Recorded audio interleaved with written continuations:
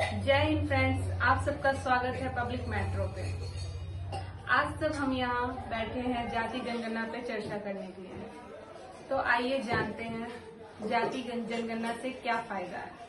तो आज हम बात करते हैं रोशन शाह से कि वो क्या आप सबको इसके बारे में बताते हैं। जाति जनगणना से क्या फायदा है जी, ये क्वेश्चन है।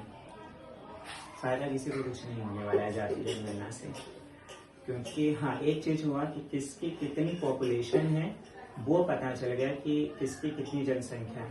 वो ऑलरेडी 2011 में जो है सेंसस हुआ था, उससे पता चलता। 10 साल बाद 2021 में मतलब कि नहीं हुआ, होता सेंसस होता, वही पॉपुलेशन निकलता जनगणना में। और क्या करते हैं, बस इस जनगणना का नाम चेंज करके जाति जनगणना आप कर दीजिए। जनगणना में भी तो जाति धर्म सब कुछ लिखा ही रहता है, तो फिर कोई फायदा जो मतलब पर्पस था वो पर्पस हुआ ही नहीं, बस एक वोट बैंक के लिए हुआ और कुछ नहीं। पर सरकार कहते हैं कि इससे काफी ज्यादा फायदा है लोगों को, और लोगों भी इस बात को विश्वास करते हैं। इस पे आप क्या कहना चाहेंगे? किसको फायदा है?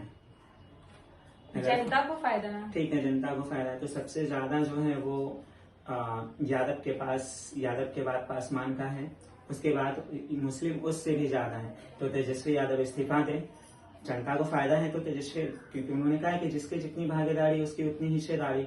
तो मुख्यमंत्री जो है वो कोई मुस्लिम बनाए और नहीं तो कोई पासवान बने। और यादव में अगर है जनसंख्या ज्यादा है तो सिर्फ तेजस्वी यादव और तेज प्रताप यादव ही क्यों नहीं, बाकी यादव क्यों नहीं?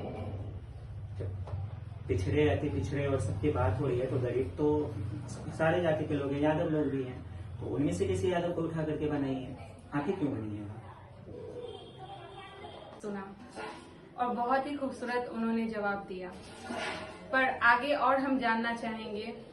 ऐसा कहा जा रहा है कि जिसकी जितनी भागीदारी उसकी उतनी साझेदारी। इसके बारे में आप क्या कहना चाहेंगे? ठीक है, तो 63% जो है ओबीसी और SC/ST मिला करके हो रहे हैं।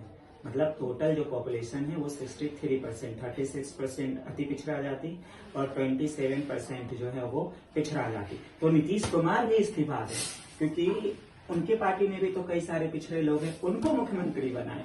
तेजस्वी यादव भी इस्तीफा दे और किसी पिछड़े जाति, क्योंकि भाई 63% जिसकी जितनी ज्यादा भागीदारी होगी जनसंख्या के हिसाब से होगा, तो नीतीश कुमार भी इस्तीफा दे और तेजस्वी यादव भी इस्तीफा दे। किसी पासवान को मुख्यमंत्री बनाया जाए, किसी मुसलमान को मुख्यमंत्री बनाया जाए, और उसके अलावा जिसके कास्ट की जनसंख्या जितनी है वो मुख्यमंत्री बने। हाँ, तेजस्वी यादव के पास एक पॉइंट जरूर है कि यादव हम हैं और मेरी संख्या जो है वो 14% है, तो मुझे हक है। तो बिल्कुल है, आपको हक है यादव तो, लेकिन सिर्फ आप ही को क्यों है, बाकी गरीब यादव को क्यों है? और आपको पता है कि आरजेडी में जितने 11 मंत्री हैं ना, उसमें से सिर्फ एक SC/ST मंत्री है। इतना ही वो भागीदारी है, तो 11 मंत्री हैं, कम से कम 4-5 होना चाहिए SC/ST मंत्री, सिर्फ एक मंत्री रखे हुए हैं। तो ये लोग तो खुद ही फंस गए जातिवाद का जनगणना करा करके। कहाँ है फिर हिस्सेदारी? 11 में एक मंत्री है और नीतीश कुमार तो सबसे पहले इस्तीफा दे। फिर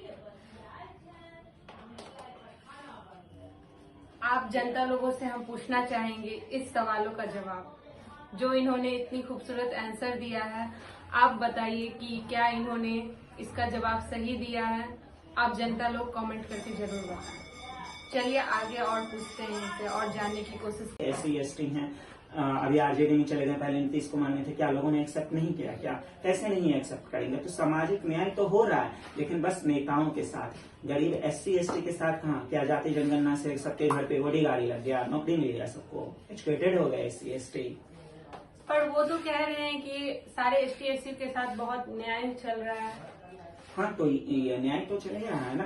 उनको बता दिया गया कि आपकी इतनी जनसंख्या है और ज्यादा बढ़ाइए तो और ज्यादा हिस्सेदारी होगा, यही हो रहा है। उनके एजुकेशन की बात कहाँ गई? उनकी इकोनॉमिकल कंडीशन की बात कहाँ की गई? अभी भी चाहिए आपके दरभंगा में, वहाँ पे शमशान घाट में बहुत सारे ऐसे लोग हैं। अच्छा, एक चीज और ये है कि SC/ST में जो है अनुसूचित जाति जिनकी 1% जनसंख्या है ना, और जिसको हम लोग आदिवासी भी कहते हैं, फिर तो उनको कहीं जगह नहीं मिलेगा, क्योंकि अगर जनसंख्या के हिसाब से होगा तो उस हिसाब से ब्राह्मण ज्यादा है, राजपूत ज्यादा है, भूमियार ज्यादा है, तो उनको ज्यादा मिल जाएगा। फिर तो ये अनुसूचित जाति के नाम पे जो राजनीति करते हैं वो तो सिर्फ 1 कुछ % है, इसका मतलब उनकी हिस्सेदारी गई। जो आदिवासी हैं, वनवासी हैं, उनकी हिस्सेदारी गई। उनको अगर 10 में से होगा तो कोई एक ही बन सकता है। जैसे अभी मात्र एक राष्ट्रपति द्रौपदी मुर्मू है आदिवासी में, और तो मुझे कोई, और झारखंड के शायद कोई मुख्यमंत्री है। उसके अलावा तो मुझे कहीं नजर नहीं आता कि आदिवासी को उस तरीके से हिस्सा दिया गया, जबकि उनके नाम पे राजनीति होती है। बल्कि सरकार तो कहते हैं कि डॉक्टर मुर्मू जी को हमारे देश का राष्ट्रपति बना करके बहुत न्याय किया गया है। क्या आप कहते हैं इस पे? हाँ, किया गया है, नो डाउट। उनको भी हक है कि आदिवासी को इस देश में बड़े पोस्ट पे जाने का नहीं, वो हक है। लेकिन मेरे कहने का मतलब ये है कि वो तो न्याय है, लेकिन ये लोगों ने जो राजनीति इस बात पे करी कि जिसकी जितनी भागीदारी उसकी इतनी हिस्सेदारी, तो आदिवासियों की जनसंख्या, तो बिहार की अगर बात करें तो हम सारे राज्यों की बात नहीं कर रहे हैं, 1 कुछ है ना, तो फिर उनको तो नौकरी ही नहीं मिलेगा, उनको तो जगह ही नहीं मिलेगा। क्योंकि वो तो बोलेंगे 10 में तुम एक हो, 100 में तुम एक हो, तो तुमको कोई, सिर्फ तुम्हारे कास्ट में से किसी एक ही को मिलेगा। तो ये तो भले